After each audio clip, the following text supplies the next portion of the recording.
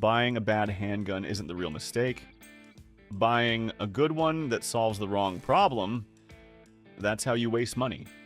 And don't even realize it until it's too late. I've watched it happen. I've done it. Gun runs fine. Looks right. Everyone recommends it. Then you actually live with it. Carry it. Push it a little. And something feels off. Not broken, just enough that you notice it when it matters. That's the trap. Most people don't buy bad guns. They buy the wrong good ones. So if you're serious, actually spending money, not just scrolling, listen close. These aren't suggestions. These are your only real options. Everything else got cut for one reason. It didn't hold up where it matters. If it created doubt, it's out. No second chances. You don't need 20 choices. You need the few that don't fail you.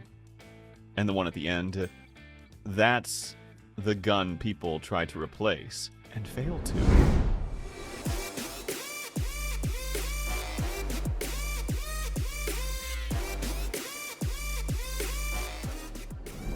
Most new handguns try to impress you in the first 5 minutes. This one didn't. It just sat there while guys grabbed the usual Glocks, SIGs, arguing specs like always. Then this guy next to me picks up the HK CC9. No hype, no questions.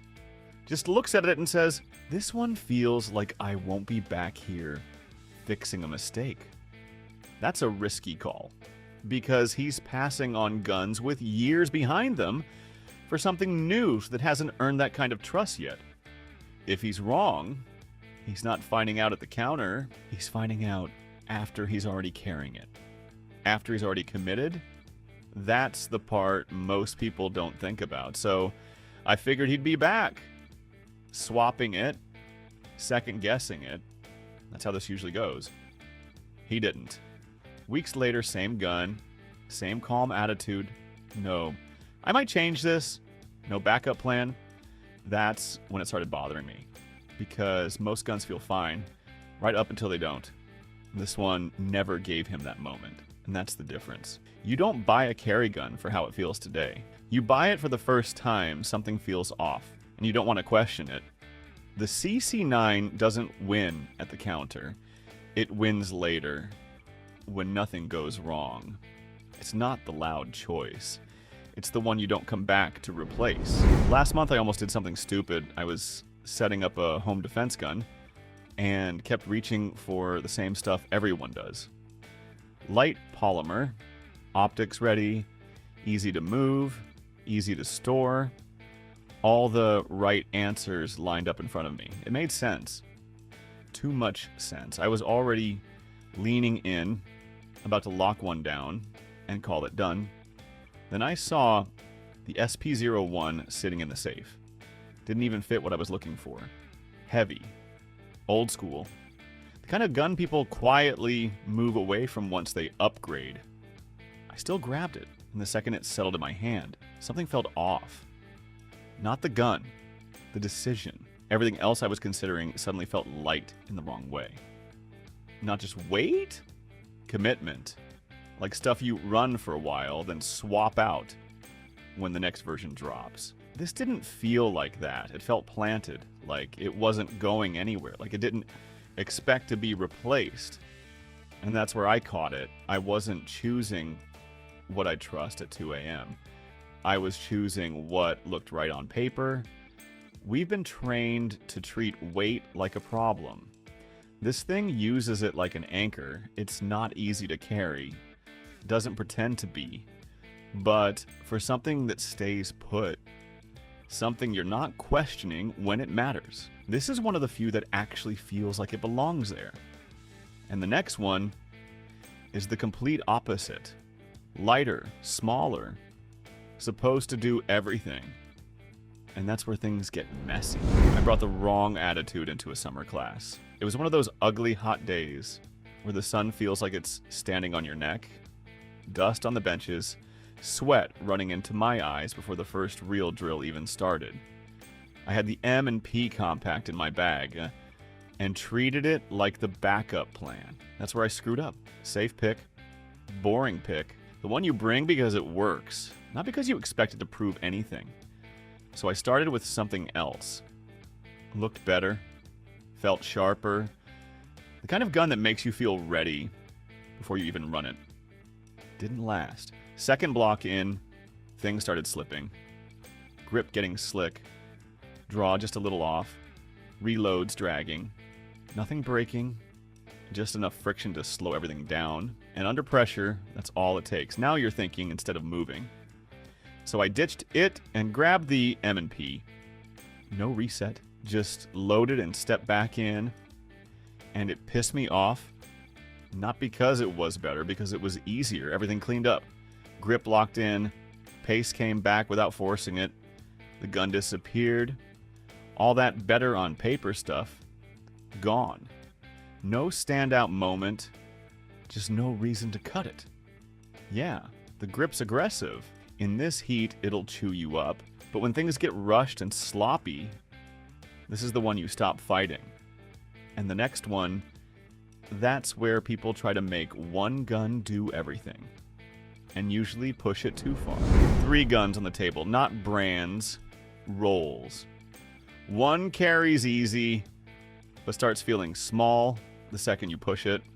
One shoots great, but now you're dealing with it all day just to get that control. One has the capacity, but you're dressing around it, adjusting everything just to make it work. I kept moving between them like that solved something. This one for carry, that one for range. This one when it matters. Sounds smart. It's not. It's 3 partial answers pretending to be one decision. Every time you think you've got it figured out, something gives. Comfort, control, capacity. Pick 2 and live with it. That's the trap. Then the X macro shows up, not as a perfect fix, not even the easiest option, but it starts breaking the pattern.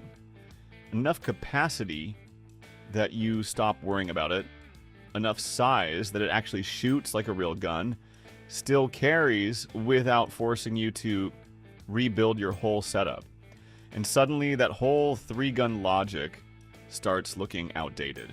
Why am I splitting one carry problem across 3 different guns? That question doesn't feel good. Because once you ask it, most of your setup stops making sense. Now, this isn't a minimal carry gun. If that's your priority, it can feel like too much. But if you're trying to stop juggling compromises, this is the one that makes you question why you still are. And the last one, that's what people land on after they get tired of questioning it at all. Honestly, I tried to cut my old G19. Didn't want it here. Too obvious, too boring. It feels like the answer people give when they're done thinking. So I pushed it out, started looking at everything else, better triggers, better ergonomics, newer designs, stuff that actually feels like an upgrade. Then I started asking real questions, not range talk, real ownership. Can I get parts anywhere? Will it run anything I feed it? Mags when I need them, holsters, training, resale. That's where it fell apart. Every time I tried to justify something else, it slipped somewhere. Not enough to kill it instantly, just enough to make you hesitate. And hesitation is a problem, so I circled back. Glock 19, again. I kept trying to remove it, and it kept surviving. Not because it's great, because it doesn't give you a reason to walk away. That's the difference. Most guns try to win you over. This one just refuses to lose. Yeah, it's boring. Nothing about it feels special. But stack real buyer questions one after another. This is the one that doesn't create new problems. If you're buying one and done, this is where you land. You don't pick it because you love it. You end up here because everything else gave you a reason not to. I used to think buying the smart, different gun automatically made me a serious buyer. If something had a unique system, a cult following, and enough people calling it overlooked, I figured that was the safer choice than whatever everyone else was running. That's how I almost talked myself into the Beretta PX4 Storm Compact Carry. Not because I needed the rotating barrel or the way it managed recoil, but because it felt like the intelligent alternative to the usual polymer options. That is a dangerous way to spend money. The PX4 compact carry is genuinely excellent at a specific job, giving you softer shooting and a different recoil impulse in a still carryable package. But it is not a universal upgrade. If your actual problem is simple concealment, part support, or just not wanting a gun that sits outside the mainstream ecosystem, the PX4 can become an expensive way to solve a problem you don't have. I watched a buyer do exactly that. He liked the idea of the rotating barrel more than he needed what it delivered. 6 months later, he was already looking at something more conventional again. That's the warning. The PX4 Storm Compact Carry can be a strong choice. It is one of the more interesting carry options available. But it only stays a smart buy if you're honest about why you want it. If you're buying the reputation of being different, even a good gun turns into the wrong one. That's it. 5. Not the longest list, the one that survived. A serious buyer doesn't need more options. He needs the shortest list he can actually trust, so answer it straight. Which one here would you spend your own money on, and which safe pick do you think people regret after a few months? Because that's where most guns fall apart. Not on day one, later.